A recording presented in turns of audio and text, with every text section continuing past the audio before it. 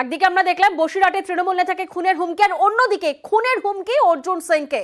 ফোনে খুনের হুমকি অর্জুন সিংকে। আরো একবার আপনাদেরকে জানিয়ে রাখি, তৃণমূল নেতা বাদল মিত্রকে যেমন খুনের হুমকির খবর আপনাদেরকে দেখালাম, তেমনি অন্যদিকে অভিযোগ উঠে আসছে ফোনে খুনের হুমকি বলে দাবি করছেন অর্জুন সিং। গতকাল ব্যারাকপুরের বিজেপি প্রার্থীকে হুমকি এবং ফোন করে খুনের হুমকি দেওয়ার অভিযোগ পুলিশে অভিযোগ করেছেন অর্জুন সিং।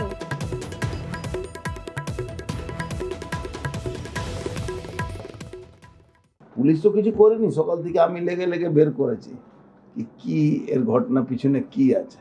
করতে করতে পাওয়া গেল কালাবাবু যে ড্রাগ বিক্রি করে এখানে, তার সঙ্গে ড্রাগ বিক্রি করে। খোঁজ টোজ নিচ্ছি, পুলিশ ধরবে কি না ধরবে আমি ঠিক ধরে নেব। আর ধুর এইসব লোকের কথায় এত কান দেখে, একটা ফর্মাল কমপ্লেন করতে হয় সেটা করে দিচ্ছি, আবার এইসব লোক আমাকে গুলি মারার সাহস পাবে? তো সে কমপ্লেন করতে হবে বাই নেচার, একটা কমপ্লেন প্রোটোকল একটা করতে।